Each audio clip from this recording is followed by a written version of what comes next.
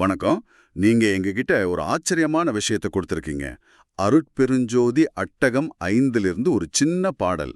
பார்த்தா வெறும் 8 வரி தான், ஆனா இதுக்குள்ள இருக்கிற அர்த்தத்தை விளக்க சொல்லி கேட்டிருக்கீங்க. இது ஒரு பாடல் மாதிரியே தெரியல சொல்லப்போனா, ஒரு பெரிய தேடலோட டைரி குறிப்பு மாதிரி இருக்கு. இந்த 8 வரிக்குள்ள ஒருத்தர் உண்மையை தேடி பல தத்துவங்களுக்குள்ள புகுந்து கடைசியா எங்க வந்து நிக்கிறாருங்கிறது தான் நம்மளோட இன்னைய பயணம்.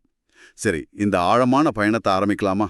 முதல் வரியே ஒரு பெரிய கேள்வியோட தொடங்குது. ஆமா, இது வெறும் கேள்வியும் இல்ல, ஒரு திகைப்பு.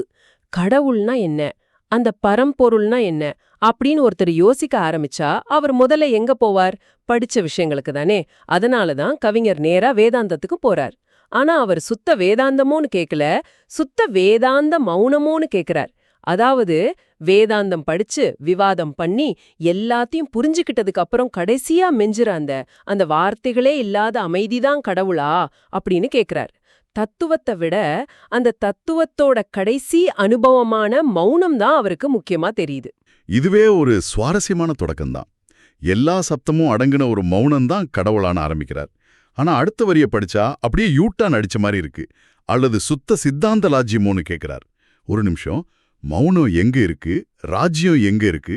ஒன்னு எதுவுமே இல்லாத அமைதி, இன்னொன்னு ஒரு பெரிய சாம்ராஜ்யம். இது குழப்பமா இல்லையா? ஒண்ணுக்கு சம்பந்தமே இல்லாம இருக்கு. இது குழப்ப மாதிரி தெரியுது, ஆனா இதுதான் இந்த தேடலோட நேர்மையே. அவர் ஒரே பதில்ல திருப்தி அடையல. சரி, வேதாந்தம் சொல்ற மௌனம் இல்லனா நேர் எதிரில இருக்கிற சித்தாந்தம் சொல்ற மாதிரி ஒரு கட்டமைக்கப்பட்ட பேரரசா இருக்குமோன்னு 2 உச்சக்கட்ட சாத்தியங்களையும் ஒன்னா மோதுவிட்டு பாக்குறார். வேதாந்த மௌனம்ங்கிறது ஒரு விதத்துல ஒரு சூன்யம், ஒரு வாய்ட். ஆனா சித்தாந்த ராஜ்யம் அப்படி இல்ல. அது ஒரு முழுமையான அமைப்பு.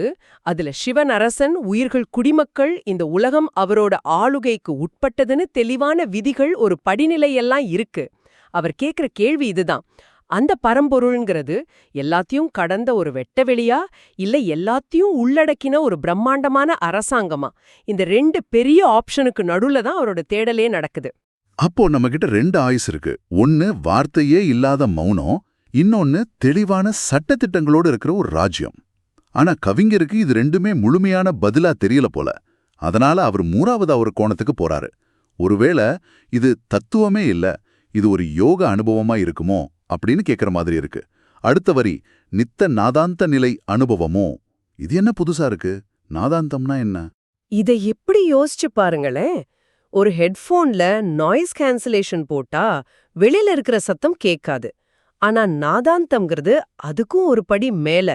உள்ளுக்குள்ளேயே கேக்குற நம்ம மனசோட சத்தம், உடம்போட சத்தம், நம்மளோட எண்ணங்களோட இரைச்சல் எல்லாத்தையும் கடந்து கடைசியில எந்த சத்தமும் இல்லாத, ஆனா எல்லா சத்தத்துக்கும் காரணமான ஒரு ஆதாரமான அதிர்வு உணர்றது. யோகிகள் இத அனுபவத்துல உணர்வாங்க. இப்போ கவிஞர் கேக்குறார், ஒருவேளை அந்த உண்மைங்கிறது புத்தகத்துல படிக்கிற மௌனமோ இல்ல, கோயில்கள் சொல்ற ராஜ்யமோ இல்ல, அது ஒரு யோகி தன் உடம்புக்குள்ளேயே உணர்ற அந்த நித்தியமான அனுபவம் தானோ அப்படின்னு கேக்குறார். வாவ், இது ரொம்ப ஆழமா இருக்கு. அப்போ முதல் 2 தத்துவங்களும் மனசளவுல, அறிவளவுல புரிஞ்சிக்க வேண்டிய விஷயங்கள். ஆனா இந்த 3வது உடம்புல, அனுபவத்துல உணர வேண்டிய விஷயம். அப்ப அவர் அறிவின் பாதை, நம்பிக்கையின் பாதை, அனுபவத்தின் பாதையின் 3 வழிகளையும் அலசி பார்க்கறாரு. ஆனா இதுக்கப்புறமும் அவரோட தேடல் நிக்கலங்கிறது தான் எனக்கு ஆச்சரியமா இருக்கு. ஆமா, அதுதான் அடுத்த கட்டம். இந்த 3மே ஒவ்வொரு விதத்துல ஒரு முடிவுதான். வேதாந்தத்தோட முடிவு மௌனம், சித்தாந்தத்தோட முடிவு ஒரு ராஜ்யம், யோகத்தோட முடிவு ஒரு அனுபவம். 3மே உச்சகட்ட நிலைகள் தான். ஆனா அடுத்த வரிய பாருங்க. நிகழ்பிற முடிபின் மேல் முடிபோன்னு கேக்குறாரு. இதுதான் எனக்கு ரொம்ப ஆச்சரியமா இருக்கு. வேதாந்தம், சித்தாந்தம் எல்லாமே ஒரு தத்துவத்தோட முடிவு தானே. அதுவே ஒரு உச்சநிலை. ஆனா அவரோ நீங்க சொல்ற எல்லா முடிவுகளுக்கும் மேல ஒரு பெரிய முடிவு இருக்கான்னு கேக்குறாரு. அது எவரெஸ்ட் உச்சிக்கு போயிட்டு இதுக்கு மேலேயும் மலை இருக்கான்னு கேக்குற மாதிரி இல்ல இருக்கு. அது எங்கிருந்து வருது அந்த கேள்வி? கரெக்ட். அதுதான் இந்த பாடலோட திருப்புமுனை. இதுவரைக்கும் அவர் மனுஷங்க வகுத்த பாதைகளை பத்தி பேசினார். வேதாந்தம், சித்தாந்தம், நாதாந்தம் எல்லாமே மனுஷங்க உருவாக்கி வரையறை செஞ்ச பாதைகள், முடிவுகள். ஆனா இப்ப அவருக்கு ஒரு சந்தேகம் வருது. ஒருவேளை நான் தேடுற அந்த உண்மை இந்த எல்லா முடிவுகளையும் தாண்டி இது எல்லாத்துக்கும் மகுடம் வைக்கிற மாதிரி ஒரு பிரம்மாண்டமான முடிவா இருக்குமோ அப்படின்னு பிரமிக்கிறார். இது அதுன்னு எந்த ஒரு கொள்கையோட எல்லைக்குள்ளேயும் அதை அடைக்க முடியாதுன்னு அவர் உணர ஆரம்பிக்கிற இடம் இது. அவர் வரைபடத்தை விட்டுட்டு வரைபடத்துல இல்லாத ஒரு இடத்த தேட ஆரம்பிக்கிறார். அப்போ இதுவரைக்கும் தனித்தனியா பார்த்த எல்லாத்தையும் இணைக்கிற ஒரு முயற்சி தான் அடுத்த வரியா? புத்த முதனைய சமரச ததுவோன்னு கேக்குறார். ஆனா ஒரு நிமிஷம், சமரசம்ங்கிற வார்த்தை இங்க கொஞ்சம் ஆச்சரியமா இருக்கு. ஏன்னா வேதாந்தமோ சித்தாந்தமோ வரலாற்று ரீதியா பல விஷயங்கள்ல முட்டிக்கும். ஒன்னு நான் தான் பிரம்மம்னு சொல்லுது, இன்னொன்னு நான் வேற சிவன் வேறன்னு சொல்லுது. இப்படிப்பட்ட அடிப்படையான முரண்பாடுகளை எப்படி ஒரு வார்த்தையில சமரசம் செய்ய முடியும்? இது ஒரு மேலோட்டமான தீர்வா தெரியலையா? நீங்க கேட்ட கேள்வி ரொம்ப முக்கியமானது. இது மேலோட்டமான தீர்வில்ல, அதுதான் இந்த பாடலோட இதயமே. அவர் தத்துவங்களை சமரசம் பண்ண முயற்சிக்கல. அதாவது வேதாந்தத்துல கொஞ்சம் சித்தாந்தத்துல கொஞ்சம் எடுத்து ஒரு புது தத்துவத்தை உருவாக்கல. அவர் சொல்ற சமரசம் வேற. அது ஒரு அனுபவ நிலை. எந்த இடத்துல இந்த எல்லா முரண்பாடுகளும் அர்த்தமிழந்து போகுமோ அந்த இடம். இத ஒரு உதாரணத்தோட சொல்லணும்னா, கரையில நின்னு பாக்கும்போதுதான் ஆத்துல வலது கரை இடது கரைன்னு 2 இருக்கு. ஆனா ஆத்துக்குள்ள குதிச்சு நீந்த ஆரம்பிச்சுட்டா கரைங்கிற பேச்சே இல்ல. எல்லாம் ஒரே நீர்தான். அந்த மாதிரி தத்துவங்களுக்கு அப்பாற்பட்ட ஒரு அனுபவத்துல வேதாந்தம் சொல்றதும் சித்தாந்தம் சொல்றதும் முரண்பாடா தெரியாது. அந்த நிலையத்தான் அவர் சமரசம்னு சொல்றாரு. ஆஹா, அப்ப இது கருத்துக்களுக்கு நடுவுல நடக்கிற சமரசம் இல்ல, கருத்துக்களையே கடந்து போற ஒரு நிலை. அதனாலதான் இதை புத்தமுதுன்னு சொல்றாரா? புத்தம் புதிய அமுதம் மாதிரி. அதாவது அது பழைய தர்க்கம் இல்ல, அது ஒரு உயிருள்ள சுவைக்கக்கூடிய அனுபவம். சரியா சொன்னீங்க. புத்தமுதுங்கிற வார்த்தை ரொம்ப முக்கியம். அது காஞ்சி போன தத்துவம் இல்ல, அப்போதான் கிடைச்ச ஃப்ரெஷ்ஷான இனிப்பான அமுதம் மாதிரி ஒரு அனுபவம். ஒருவேளை அதுதான் அந்த இறுதி உண்மையோன்னு அவர் ஏங்குறார். இப்ப பாருங்க, எங்க ஆரம்பிச்சார்? மௌனம், ராஜ்யம், யோக அனுபவம், முடிவுகளுக்கு மேலான முடிவு. கடைசியா எல்லாத்தையும் இணைக்கிற ஒரு இனிமையான சமரசம் வரைக்கும் வந்துட்டார். தேடல் அதோட உச்சத்தை அடையுது. சரி, இவ்ளோ பெரிய தேடல், இத்தனை ஆப்ஷன்ஸ், வேதாந்த மௌனம், சித்தாந்த ராஜ்யம், நாதாந்த அனுபவம், முடிவுகளுக்கெல்லாம் மேலான முடிவு, புத்தமுது போன்ற சமரசம். இவ்ளோ தூரம் பயணம் செஞ்சதுக்கு அப்புறம் கடைசியில என்ன பதில் கிடைச்சது? அடுத்த வரி நம்மள அப்படியே உறைய வைக்குது.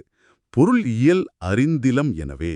அதாவது அதன் உண்மையான சுபாவம் என்னன்னு எங்களால கண்டுபிடிக்க முடியல. இவ்ளோ தீவிரமான தேடலுக்கு பிறகு இப்படி ஒரு பதிலா? இது ஒரு தோல்வியை ஒத்துக்கொள்ற மாதிரி தானே இருக்கு. கொஞ்சம் ஏமாற்றமா இல்லையா? கூறியது முதல் பார்வையில அப்படி தோணலாம். ஆனா இது ஒரு தோல்வியா பார்க்காம அகந்தையோட தோல்வியா பார்க்கணும். என்னோட அறிவால இதை அளக்க முடியும், இந்த தத்துவத்துக்குள்ள அடக்கிட முடியும்னு நினைச்சதுதான் அகந்தை. அந்த அகந்த உடையும் போதுதான் உண்மையான புரிதலுக்கான இடம் உருவாகுது. அதனால இது தேடலோட தோல்வி இல்ல, தேடுறவரோட அகந்தையோட தோல்வி. எனக்கு தெரியாதுன்னு ஒருத்தர் முழு மனசோட ஒத்துக்கிற அந்த நிமிஷம்தான் உண்மையான ஞானத்தோட முதல் படி. ஒரு கோப்பை காலியா இருந்தாதானே அதுல எதையாவது நிரப்ப முடியும். அந்த மாதிரி ஏன் அறிவால முடியாதுன்னு அவர் தம் மனச காலி பண்ற இடம் இது. ஓகே, நீங்க சொல்றது புரியுது. இது அறிவோட தோல்வி, ஞானத்தோட தொடக்கம். அப்போ பதில் என்ன? அறிவால புரிஞ்சுக்க முடியலன்னா அப்புறம் எப்படிதான் அதை தெரிஞ்சுக்கிறது? பதில் இல்லவே இல்லையா? இந்த கேள்விக்கு தான் பாடலோட கடைசி 2 வரிகள் ஒரு அற்புதமான வழியை காட்டுது இல்லையா? அத்தகை உணர்ந்தோர் உரைத்துரை தேத்தும் அருட்பெருஞ்சோதி என்னரசே. உண்டு அளக்க முடியாத அந்த பரம்பொருய அத்தகை உணர்ந்தோர், அதாவது அந்த நிலையே அனுபவபூர்வமாக உணர்ந்த ஞானிகள் என்ன பண்றாங்க? அவங்க அத பத்தி இன்னொரு தத்துவ புத்தகம் எழுதல. அவங்க அத வரையறுக்க முயற்சிக்கல. அவங்க என்ன பண்றாங்கன்னா உரைத்துரைத்து ஏத்துகிறார்கள். அதாவது அதன் பெருமைகளா பேசி பேசி போற்றுகிறார்கள். அவங்களோட பதில் தர்க்கமா இல்ல, கொண்டாட்டமா இருக்கு. நீங்க சொல்றது எனக்கு ஒன்னும் ஞாபகப்படுத்துது. சில சமயம் ஒரு சூரிய அஸ்தமனத்தை பார்க்கும்போது அதை போட்டோ எடுக்கவோ கவிதை எழுதவோ வர்ணிக்கவோ தோணாது. சும்மா அமைதியா அதை அனுபவிச்சா போதும்னு தோணும். அந்த மாதிரி ஒரு நிலை தான் இதுவா? தர்க்கமெல்லாம் நின்னு போய் அனுபவம் மட்டுமே மிச்சம் இருக்கிற இடம். கச்சிதமான உதாரணம்.